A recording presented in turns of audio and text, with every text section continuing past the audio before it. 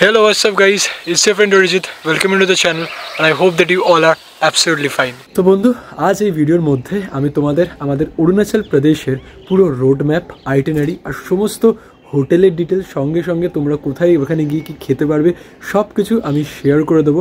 আশা করছি এই ভিডিওটা তোমাদের ভালো তো লাগবেই, কিন্তু তার থেকেও বেশি তোমাদের কাজে লাগবে তোমরা যদি অরুণাচল ট্রিপ প্ল্যান করছো। তো পুরো ভিডিওটা দেখো, আশা করছি তোমাদের ভালো লাগবে।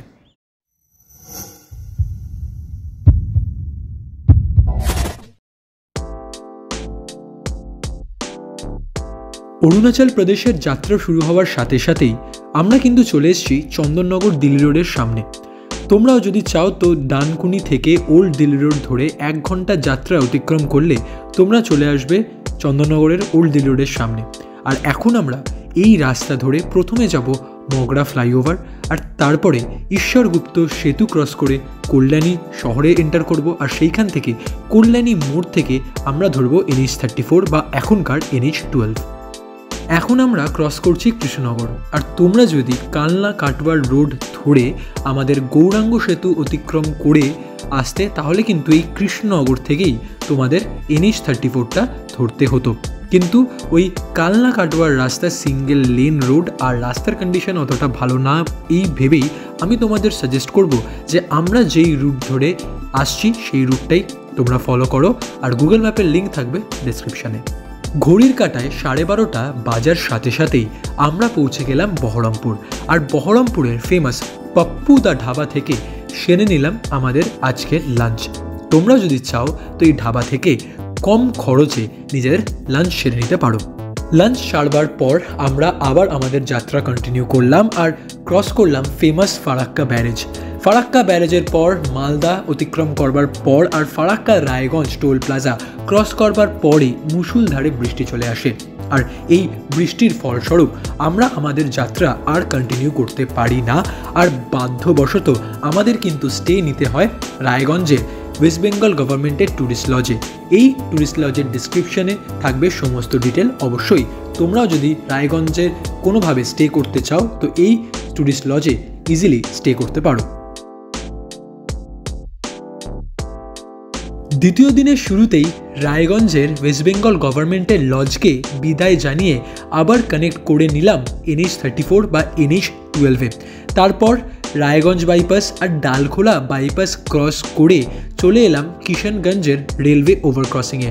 এই রেলওয়ে ওভারক্রসিংটা ক্রস করেই কিন্তু আমরা পৌঁছে গেলাম ফ্যান্সি হোটেল নামক একটি ধাবায়, যেইখানে সেরে নিলাম আজকের সুন্দর একটা ব্রেকফাস্ট একদম কম খরচে। তোমরাও চাইলে এইখানে কিন্তু ব্রেকফাস্টটা করে নিতেই পারো। সুন্দর একটা ব্রেকফাস্ট করে ইসলামপুর বাইপাস ক্রস করে পশ্চিম মাদাতি টোল প্লাজা ক্রস করলাম। আর তারপরেই আসে ঘোষপুকুর মোড়, যেখান থেকে আমরা নিয়ে নেব ফুলবাড়ির দিকের টার্ন। আর এই ফুলবাড়ি থেকেই কিন্তু আজ আমরা পৌঁছে যাব আসামে। বাঁ দিকের রাস্তাটা চলে যাচ্ছে শিলিগুড়ি, কিন্তু আজ আমরা যাব সোজা ফুলবাড়ির দিকে। এই ফুলবাড়ি বাইপাস রোড ধরে বেশ কিছুক্ষণ এগোলেই আমরা পৌঁছে যাব মহানন্দা ব্যারেজে। আর এই মহানন্দা ব্যারেজকে অতিক্রম করলেই আমরা পৌঁছে যাব ফুলবাড়ি, যেখান থেকে আমাদের ধরতে হবে NH21A। আর এই NH21A ধরে একে একে জলপাইগুড়ি, আলিপুরদুয়ার আর জলদাপাড়া ন্যাশনাল পার্কের সামনে দিয়ে আমরা ব্রিজ ক্রস করে ঢুকে পড়বো আজকে আসামে। আসাম প্রবেশ করবার পর ফার্স্টেই আমরা বাইকটা রিফুয়েল করে নিলাম, কারণ আসামে আছে অনেক রিফাইনারিজ। আর সেই কারণেই আসামের পেট্রোলের কোয়ালিটি যেমন অনেকটা ভালো, তেমনি ওয়েস্ট বেঙ্গলের থেকে কিন্তু দামও কম। রিফুয়েল করবার পর ন্যাশনাল হাইওয়ে ধরে আমরা চলে গেলাম আসামের বঙাইগাঁওতে। আর সেদিন আমরা বঙাইগাঁওতে স্টে করেছিলাম জাহ্নবী রিজেন্সিতে। আজকের পুরো দিনের রুট ম্যাপের লিঙ্ক যেমন তোমরা ডেসক্রিপশনে পেয়ে যাবে, তেমনি আসামের বঙাইগাঁওয়ের জাহ্নবী রেজেন্সির লিঙ্কও পেয়ে যাবে তোমরা ডেসক্রিপশানে। অবশ্যই যদি বঙাইগাঁওতে স্টে করছো তাহলে তোমরা কিন্তু আমাদের মতন বঙাইগাঁওয়ের জাহ্নবী রেজেন্সিতে স্টে করতে পারো। সুন্দর hotel at a reasonable price. 9টা বাজার সাথে সাথেই আমরা আসামের বঙাইগাঁও থেকে রওনা দিলাম অরুণাচল প্রদেশের শেরগাঁওয়ের উদ্দেশ্যে। প্রথমেই আমরা উঠে পড়লাম NH-27-এ। আর এইখান থেকে কিন্তু দুটো রাস্তা শেরগাঁওয়ের উদ্দেশ্যে যায়। একটা নলবাড়ি মঙ্গলদৈ হয়ে যায়, যেখানে ডিস্টেন্স যেমন আমাদের বেশি কভার করতে হবে তেমনি বেশি সময়ও লাগবে। কিন্তু বন্ধু, আমরা আজকে যে রাস্তা দিয়ে যাব, যেটা হচ্ছে উদলগুড়ি হয়ে শেরগাঁও, সেখানে কিন্তু আমাদের ডিস্টেন্স যেমন কম কভার করতে হবে আর সেরকমই কম সময় লাগবে। আর এই গুগল ম্যাপের রাস্তার লিঙ্ক থাকবে ডেসক্রিপশানে। এই হাইওয়ে ধরে বেশ কিছুক্ষণ এগোলেই আমরা পৌঁছে যাব বড়মা কলেজ মোড়। কলেজ মোড় থেকে লেফট টার্ন নিয়ে বড়মা কলেজকে অতিক্রম করে ধামধামা তামালপুর হয়ে আমাদের পৌঁছে যেতে হবে উদলগিরি। উদলগিরির একদম হাইওয়ের পাশে অবস্থিত লেখা হোটেল থেকে আমরা সেরে নিয়েছিলাম আমাদের লাঞ্চ। তোমরাও পারলে এই হোটেল থেকে লাঞ্চ করে নিতে পারো। একদম কম পয়সায় সুন্দর লাঞ্চ কিন্তু তোমরা পেয়ে যাবে এই লেখা হোটেলে। তারপর এই লাঞ্চ সেরে আমরা যাত্রা শুরু করলাম ভৈরবকুন্ডা চেকপোস্টের উদ্দেশ্যে।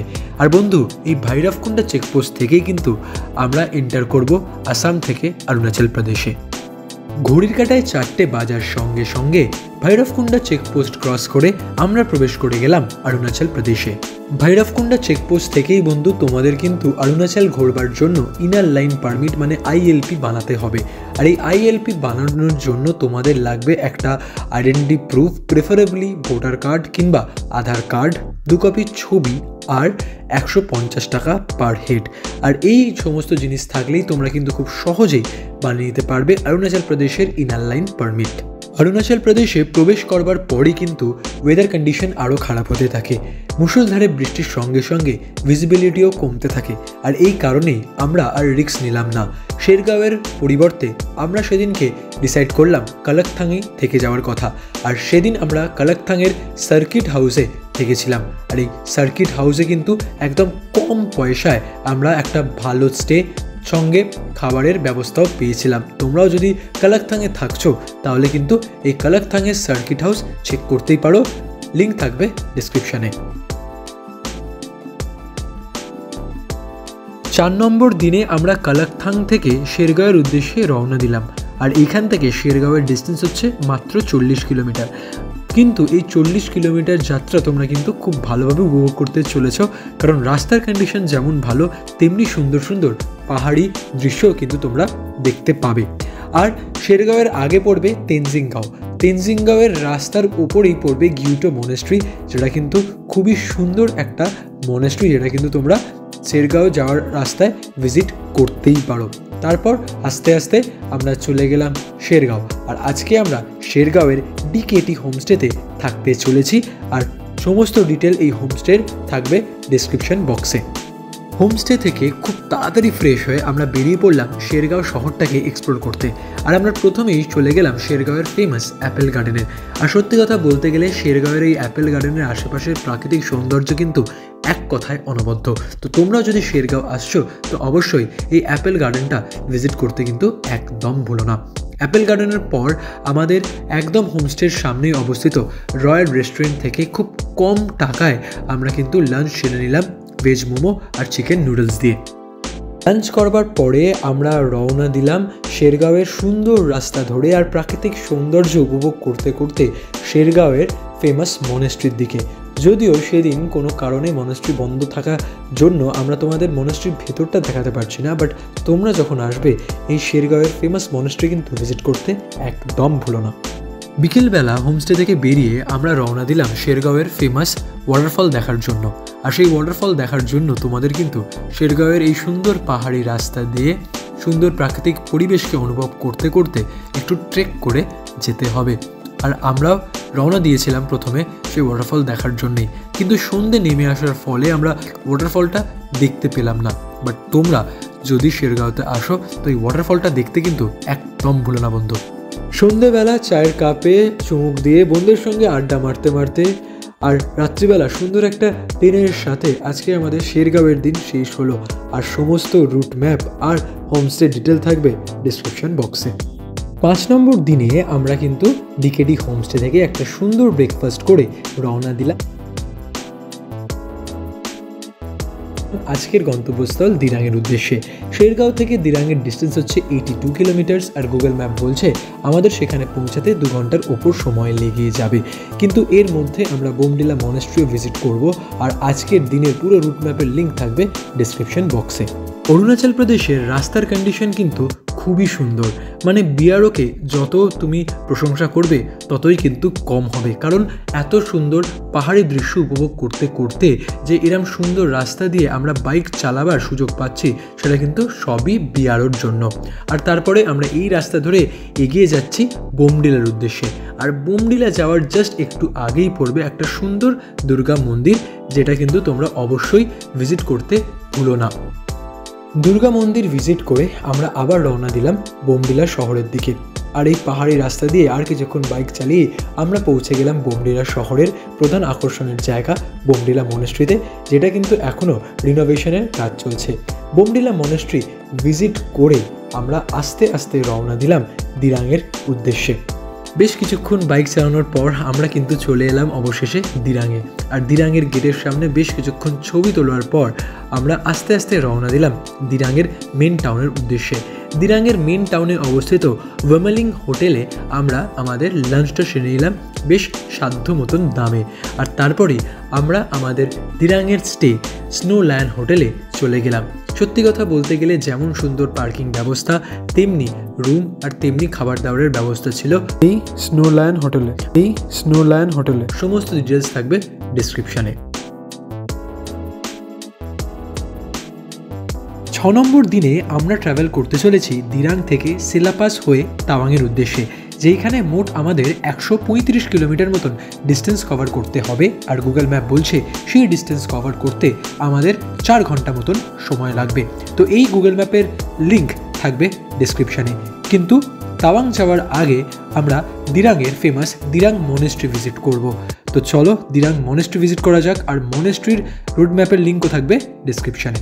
দিরাং শহর আর আমাদের হোটেল থেকে মাত্র 3-4 কিলোমিটার দূরত্বে কিন্তু অবস্থান করছে এই দিরাং মনেস্ট্রি। সত্যি কথা বলতে এক কথায় খুবই সুন্দর এই দিরাং মনেস্ট্রি, আর এখান থেকে আশেপাশের দৃশ্য কিন্তু খুবই দারুণ। তো তোমরা যদি দিরাং আসো তো দিরাং মনেস্ট্রি দেখতে কিন্তু একদম ভুলো না বন্ধু। দিরাং মনেস্ট্রি ভিজিট করে আমরা একবারে সুন্দর পাহাড়ি রাস্তা ধরে সুন্দর পাহাড়ি দৃশ্য দেখতে দেখতে এগিয়ে চললাম সেলা পাসের দিকে। আর পুরো রাস্তা তো ভালোই, যেমন আমি তোমাদের আগেও বলেছি, সত্যি বিআরও কিন্তু খুবই সুন্দর কাজ করেছে। অরুণাচল প্রদেশের রাস্তা কিন্তু বাইকার্সদের জন্য একবারে স্বর্গের সমান।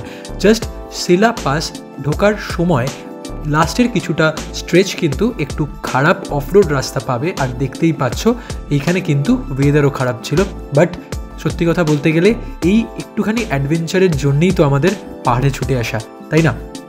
সেলা পাসে এসে সুন্দর কিছু ছবি তুলে তারপর আমরা সেলা পাসের সামনের একদম সুন্দর একটা আর্মি দ্বারা চালিত ক্যান্টিন থেকে সুন্দর ব্রেকফাস্ট করে এগোলাম তাওয়াংয়ের উদ্দেশ্যে।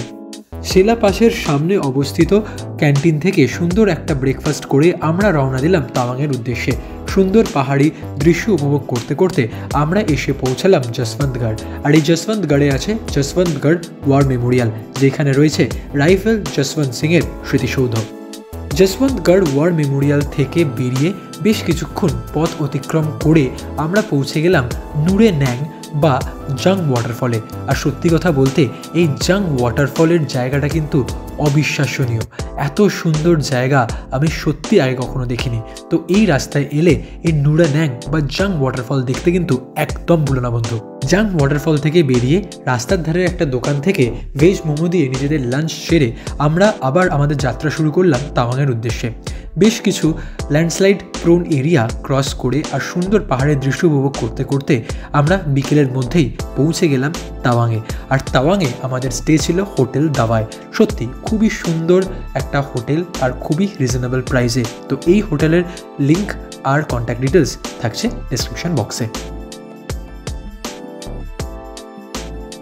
7 নম্বর দিন আমরা তাওয়াংয়ের হোটেল দাবা থেকে সকাল সকাল বেরিয়ে পড়লাম লুংরোলা পাস আর মাধুরী লেক বা সাঙ্গেসার লেক ভিজিট করতে। আমাদের হোটেল থেকে লুংরোলা পাসের ডিস্টেন্স ছিল 53 কিলোমিটার, যেটা আমাদের কভার করতে 2.5 ঘন্টা সময় লাগবে। আর মাধুরী লেকের ডিস্টেন্স হলো 36 কিলোমিটার, যেটা কভার করতে আমাদের 1.5 ঘন্টা মতন সময় লাগবে। সত্যি কথা বলতে গেলে আগেও তোমাদের বলেছি যে অরুণাচল প্রদেশের রাস্তা তো খুবই ভালো, কিন্তু লুংরোলা পাস যাওয়ার লাস্ট কিছুক্ষণের রাস্তা একটু অফরোড তোমরা পাবে। আর সত্যি কথা বলতে গেলে এরকম অ্যাডভেঞ্চারাস ট্রিপে একটু যদি অফরোড না পাও তাহলে তো অ্যাডভেঞ্চারের মজাটাই পাবে না বন্ধু। তারপর লুংরোলা পাসে যাওয়ার জন্য তোমাদের কিন্তু যে কোনো একটা আইডি প্রুফ একটা জায়গায় জমা নেবে, আর তোমাদের একটা জায়গায় রেজিস্টারে সইও করতে হতে পারে। তো লুংরোলা পাস খুবই সুন্দর, যেখান থেকে কিন্তু আমরা চায়নার বর্ডার দেখতে পাই। আর সেই লুংরোলা পাসে এসে আশেপাশের প্রাকৃতিক দৃশ্যকে উপভোগ করতে করতে আমরা কিন্তু সুন্দর কিছু ছবিও তুললাম, আর তারপরে বেরিয়ে পড়লাম মাধুরী লেক বা সাঙ্গেসার লেক দর্শন করতে। লুংরোলা পাস দেখে আমরা চলে এলাম সাঙ্গেসার লেক বা মাধুরী লেকে। আর অরুণাচল প্রদেশের কিন্তু আর একটা খুব প্রাইম লোকেশন হচ্ছে এই মাধুরী লেক। যদিও এই লেকের আসল নাম হচ্ছে সাঙ্গেসার লেক, কিন্তু বলা হয় যে মাধুরী দীক্ষিত কোয়েলা মুভির শুটিং করতে এইখানে এসেছিল এবং লেকে একটা গানের শুটিং করেছিল, এবং তারই নাম অনুসারে পরবর্তীকালে এই লেকের নাম দেওয়া হয় মাধুরী লেক। মাধুরী লেকের সৌন্দর্য দেখার পর আমরা মাধুরী লেকের একদম পাশে অবস্থিত ক্যাফে থেকে ছোলা ভাটোরা দিয়ে আজকের লাঞ্চটা সারলাম। আর সুন্দর একটা লাঞ্চের পর আবার অরুণাচল প্রদেশের সুন্দর পাহাড়ি সৌন্দর্য দেখতে দেখতে আমরা চলে এলাম হোটেল দাওয়ায়। আর এই সমস্ত রুট ম্যাপের লিঙ্ক কিন্তু তোমরা পেয়ে যাবে ডেসক্রিপশন বক্সে। সন্ধ্যেবেলায় তাওয়াংয়ের শহরটাকে এক্সপ্লোর করতে বেরোলাম, আর তাওয়াংয়ের মার্কেট এরিয়া থেকে বিভিন্ন মেমোরেবিলিয়া কালেক্ট করলাম। আর তারপরে আজকের দিনটা শেষ করলাম তাওয়াংয়ের মার্কেট এরিয়ায় অবস্থিত সোনাম রেস্টুরেন্টের ডিনারের সঙ্গে। সত্যি কথা বলতে গেলে খুব সুন্দর টেস্ট ছিল, তোমরাও চাইলে এই সোনাম রেস্টুরেন্টে কিন্তু আসতেই পারো। আমাদের এই অরুণাচল ট্রিপের 8 নম্বর দিনে আমরা সকাল সকাল তাড়াতাড়ি উঠে আমাদের তাওয়াংয়ের হোটেল দাওয়া থেকে রওনা দিলাম বুমলা পাসের উদ্দেশ্যে। আর আমাদের হোটেল থেকে বুমলা পাসের দূরত্ব হচ্ছে 40 কিলোমিটার মতো। বন্ধু, এই বুমলা পাসে যাওয়ার জন্য তোমাদের কিন্তু বুমলা পাসের পারমিট বানাতে হবে, আর সেই পারমিটের ব্যবস্থাও কিন্তু তোমাদের এই হোটেলের লোকই করে দেবে। আর সেই পারমিটের জন্য আমাদের থেকে নিয়েছিল 500 টাকা আর বিভিন্ন ডকুমেন্টস। তো কোন কোন ডকুমেন্টস লাগছে চলো তোমাদের বলে দিই। বুমলা পাসের পারমিটের জন্য তোমাদের প্রথমেই লাগবে বাইকের ট্যাক্সের পেপার, বাইকের ইন্স্যুরেন্স, বাইকের পলিউশন পেপার, বাইকের রেজিস্ট্রেশন কার্ড, আর তোমার নিজস্ব ড্রাইভিং লাইসেন্স, আর যে কোনো একটা আইডি প্রুফ সহ 1 কপি ছবি। আর তার সঙ্গে আমরা যখন অরুণাচল প্রদেশে প্রবেশ করেছিলাম যে ইনার লাইন পারমিটটা বানিয়েছিলাম সেই পারমিটেরও 1 কপি ছবি কিন্তু লাগবে। তোমাদের বলে দিই, বুমলা পাসে যাওয়ার রাস্তা কিন্তু খুবই ভালো, বিশেষ করে ওয়াই জাংশন অবধি রাস্তা তো খুবই সুন্দর, কিন্তু ওয়াই জাংশনের পর রাস্তা ক্রমশ সরু হয়ে যাবে আর একটু অফরোডিং প্যাচও তোমরা পাবে। তো এই সুন্দর সুন্দর রাস্তার উপভোগ করতে করতে আর সুন্দর প্রাকৃতিক পরিবেশকে উপভোগ করতে করতে একটু বৃষ্টি হচ্ছিল, একটু এক্সট্রিম ক্লাইমেট থাকা সত্ত্বেও আমরা কিন্তু পৌঁছে গেছিলাম বুমলা পাসে। বুমলা পাসে আশেপাশের সুন্দর দৃশ্য উপভোগ করে সেখানে ছবি টবি তুলে, আর বুমলা পাসের যে ক্যাফে আছে সেখান থেকে মোমো আর ব্রেকফাস্ট করে আমরা আবার ফিরে গেলাম আমাদের হোটেল দাওয়াতে। হোটেল দাওয়া থেকে রেস্ট নিয়ে সন্ধ্যেবেলা আমরা এক্সপ্লোর করতে বেরোলাম তাওয়াং মনেস্ট্রি, যেটা হলো এশিয়ার 2nd লার্জেস্ট মনেস্ট্রি। আর রাত্রিবেলা মনেস্ট্রির সৌন্দর্য উপভোগ করে আমরা মনেস্ট্রির বাইরে একটা ক্যাফেটেরিয়া থেকে সুন্দর স্ন্যাক্স খেয়ে নিলাম, আর সেটা খেয়ে আবার চলে এলাম আমাদের হোটেলে। আর হোটেলে সুন্দর এগ নুডলস দিয়ে আমরা আমাদের ডিনার শেষ করে আজকের দিন শেষ করলাম। আমাদের ট্রিপের 9 নম্বর দিন আমরা তাওয়াং থেকে যাব শেরগাঁও, আর এইখান থেকে শেরগাঁওয়ের ডিস্টেন্স হচ্ছে 216 কিলোমিটার, যেটা কভার করতে আমাদের লাগবে 6.5 ঘন্টা মতন।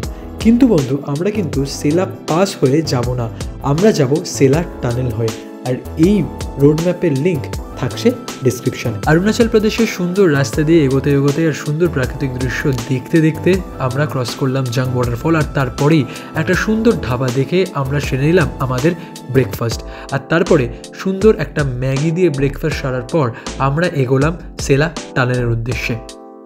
সেলা টানেলের ভেতর দিয়ে বাইক চালানোর অভিজ্ঞতা তো দারুণ ছিল। তারপর সেলা টানেল থেকে বেরিয়ে আমরা আমাদের যাত্রা কন্টিনিউ করলাম শেরগাঁওয়ের উদ্দেশ্যে। প্রথমে ওয়েদার কন্ডিশন তো ভালো ছিল, কিন্তু আস্তে আস্তে দিন গড়াবার সাথে সাথে ওয়েদার খারাপ হতে থাকে। প্রথমে মুষলধারে বৃষ্টি, তারপর আস্তে আস্তে ভিজিবিলিটিও কমতে থাকে। তারপর আসে দিরাঙের কিছু বাজে প্যাচ, কারণ অনেক বৃষ্টি হওয়ার ফলে বিভিন্ন জায়গায় ল্যান্ডস্লাইড হয় এবং বিভিন্ন রাস্তার কন্ডিশন কিন্তু খারাপ হতে থাকে। তারপর আস্তে আস্তে অন্ধকারকে ভেদ করে আমরা পৌঁছে যাই শেরগাঁও পৌঁছাতে আমাদের রাত হয়ে যাওয়ায় সেদিন আমরা কোনো হোটেল পাইনি। তাই জন্যই রাস্তার পাশে একটা রেস্টুরেন্ট থেকে আমাদের তাড়াতাড়ি ডিনারটা সেরে আমরা একজন লোকালের বাড়িতে সেই রাতের আশ্রয় নিই। কিন্তু বন্ধু, তোমরা যদি শেরগাঁও আসছো তো অবশ্যই ডিকেটি হোমস্টেতে থাকতে পারো। সমস্ত ডিটেল থাকবে ডিসক্রিপশানে। আমাদের ট্রিপের 10 নম্বর দিনে আমরা কিন্তু আবার অরুণাচল প্রদেশকে বিদায় জানিয়ে এন্টার করতে চলেছি আসাম, সেই ভৈরবকুন্ডা চেকপোস্ট হয়ে। আর আজ আমরা শেরগাঁও থেকে যাব ভৈরবকুন্ডা। শেরগাঁও থেকে ভৈরবকুন্ডার ডিস্টেন্স হচ্ছে 108 কিলোমিটার, আর আমাদের যেতে সেখানে লাগবে 3.5 ঘন্টা। বন্ধু, আমরা যেই রুট ম্যাপ ফলো করছি তার লিঙ্ক তোমরা পেয়ে যাবে ডিসক্রিপশন বক্সে। বন্ধু, তোমরাও কিন্তু আমাদের মতন শেরগাঁও থেকে ব্রেকফাস্টটা করে একবারে বেরিয়েও, তাহলে কিন্তু রাস্তার মধ্যে জার্নিতে আর তোমাদের দাঁড়াতে হবে না। যেমনটা বললাম, এইখান থেকে ভৈরবকুন্ডার ডিস্টেন্স মাত্র 3.5 ঘন্টার রাস্তা, আর তার মধ্যে আমাদের কিন্তু সুন্দর প্যাচের সাথে সাথে কিছু বাজে প্যাচও অতিক্রম করতে হয়েছিল, কারণ তখন হয়েছিল ভীষণ বৃষ্টি, আর তার ফলে বেশ কিছু জায়গায় ল্যান্ডস্লাইড হয় এবং রাস্তার কন্ডিশন খারাপ হয়ে যায়। তো এই খারাপ প্যাচকে অতিক্রম করে আমরা পৌঁছালাম ভৈরবকুন্ডা চেকপোস্টের একদম পাশে অবস্থিত একটা হোটেল থেকে আমরা আমাদের লাঞ্চটা করে নিলাম, আর লাঞ্চ করে আমরা রওনা দিলাম আমাদের ভৈরবকুন্ডা হোটেলের দিকে। কিন্তু তার আগে আমরা ভুটান গেলাম তেল ভরাতে। বন্ধু, তোমরাও কিন্তু আমাদের মতন ভুটানে তেল ভরাতে যেতে পারো, যেখানে কিন্তু কম দামে অনেক তেল পাওয়া যায়। আর ভুটানে যাওয়ার জন্য বন্ধু তোমাদের কিন্তু এই অফিসে এসে শুধু নিজের নাম এন্ট্রি করাতে হবে, নিজের ভোটার আইডি কার্ড আর নিজের বাইকের ডকুমেন্টস দিয়ে। ভুটান থেকে পেট্রোল ভরিয়ে আমরা চলে এলাম ভৈরবকুন্ডে আমাদের হোটেল ধনশ্রী রিসর্ট অ্যান্ড রেস্টুরেন্টে। সেইখানেই আজকে আমরা স্টে করেছিলাম, আর এই জায়গার সমস্ত ডিটেল থাকবে ডিসক্রিপশানে। খুবই সুন্দর জায়গা, অবশ্যই তোমরা ভৈরবকুন্ডায় এলে ধনশ্রী রিসর্ট অ্যান্ড রেস্টুরেন্টে স্টে করতে পারো। আমাদের ট্রিপের 11 নম্বর দিনে আমরা ভৈরবকুন্ডা আসাম থেকে আলিপুরদুয়ারে যেতে চলেছি। এর জন্য আমাদের ডিস্টেন্স কভার করতে হবে 350 কিলোমিটার, আর যার জন্য আমাদের টাইম লাগবে 7.5 ঘন্টা মতন। বন্ধু, আজকে আমরা আবার আসাম থেকে ওয়েস্ট বেঙ্গলে এন্টার করতে চলেছি, আর সমস্ত রোড ম্যাপের লিঙ্ক থাকবে ডেসক্রিপশন বক্সে। তাড়াতাড়ি আমাদের এই 350 কিলোমিটার কভার করার জন্য আমাদের ভৈরবকুন্ডা আসামের ধনশ্রী রিসর্ট অ্যান্ড রেস্টুরেন্ট থেকে আমরা তাড়াতাড়ি বেরিয়ে পড়েছিলাম। বেরিয়ে আমরা চলে আসি উদলগিরি, আর উদলগিরি রামপুর চক থেকে আমরা পিবিস ডেলিকেসি থেকে ব্রেকফাস্ট সেরে নিই। খুবই সুন্দর একটা ব্রেকফাস্ট করেছিলাম, আর তোমরাও কিন্তু এইখান থেকে ব্রেকফাস্ট করতে পারো অ্যাট এ রিজনেবল প্রাইস। সুন্দর একটা ব্রেকফাস্ট করে আমরা আবার আমাদের যাত্রা শুরু করি। আজকে আমরা প্রথমে যাব তামালপুর, আর তামালপুর হয়ে রঙ্গিয়া যাব, আর রঙ্গিয়া থেকে ধরবো 4 লেন হাইওয়ে। সমস্ত রোড ম্যাপের লিঙ্ক তোমরা কিন্তু ইজিলি ডেসক্রিপশানে পেয়ে যাবে। আর 4 লেন হাইওয়ে ধরে আমরা চলে আসি বঙ্গাইগাঁও মোড়, আর সেইখান থেকে আমরা লক্ষ্মী কেবিন অ্যান্ড রেস্টুরেন্ট থেকে আজকে লাঞ্চটা সেরে নিই। তোমরাও কিন্তু বন্ধু এই লক্ষ্মী কেবিন অ্যান্ড রেস্টুরেন্ট থেকে তোমাদের লাঞ্চটা সেরে নিতেই পারো। লাঞ্চ সেরে আমরা আবার 4 লেন হাইওয়ে ধরে এগিয়ে চলে আসি সেই ব্রিজে, যেই ব্রিজ ক্রস করে আমরা পৌঁছে যাই আসাম থেকে ওয়েস্ট বেঙ্গল। আর এই আসাম ওয়েস্ট বেঙ্গল বর্ডারের এরিয়া থেকে আরেকটু এগিয়ে আমরা চলে আসি আজকের দিনের আমাদের গন্তব্যস্থল আলিপুরদুয়ারে এসে আমাদের হোটেলের সামনের একটা বিরিয়ানির দোকান থেকে আমরা আমাদের ডিনারটা শেষ করে হোটেল এলিট রেস্টুরেন্ট নামক একটা হোটেলে আমরা সেদিনকে আমাদের আলিপুরদুয়ারে স্টে করি। তোমরাও কিন্তু এইখানে স্টে করতে পারো, সমস্ত ডিটেল থাকবে ডেসক্রিপশন বক্সে। আমাদের ট্রিপের 12 নম্বর দিনে আমরা আমাদের আলিপুরদুয়ারের স্টে হোটেল এলিট রেস্টুরেন্ট থেকে তাড়াতাড়ি ব্রেকফাস্ট সেরে বেরিয়ে পড়ি আমাদের বাড়ির উদ্দেশ্যে। আজকে আমরা ডিস্টেন্স কভার করতে চলেছি 681 কিলোমিটার্স আলিপুরদুয়ার থেকে চন্দননগর, আর এই ডিস্টেন্স কভার করতে আমাদের মোট লাগতে চলেছে 15 ঘন্টা। ব্রেকফাস্ট সেরেই আমরা বেরিয়ে পড়ি আমাদের বাড়ির উদ্দেশ্যে যাত্রায়। প্রথমেই আলিপুরদুয়ারকে বিদায় জানিয়ে ফালাকাটা হয়ে জলপাইগুড়ি ফুলবাড়ি হয়ে আমরা মহানন্দা ব্যারেজ ক্রস করে পৌঁছে যাই ঘোষপুকুর মোড়। সেইখান থেকেই আমরা ধরে নিই NH 34, আর এই হাইওয়ে ধরে এগোতে এগোতে আমরা একের পর এক Islampur bypass, Dalkhola bypass cross করে পৌঁছে যাই মালদার কালিয়াচক বাজার। মালদা ক্রস করে পৌঁছে যাই ফারাক্কা ব্যারেজ, তারপরে আহিরন সেতু ক্রস করে আমরা বহরমপুর হয়ে আরও এগিয়ে চলে আসি কৃষ্ণনগর, তারপরে চলে আসি কল্যাণী মোড়।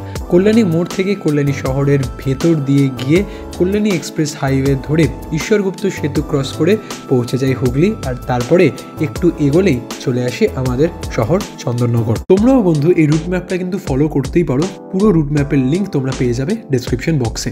আশা করছি তোমাদের ভিডিওটা ভালো লেগেছে আর তোমাদের কিছু না কিছু হেল্প অবশ্যই হয়েছে তোমরা যদি তোমাদের অরুণাচল ট্রিপ প্ল্যান করতে চাইছো।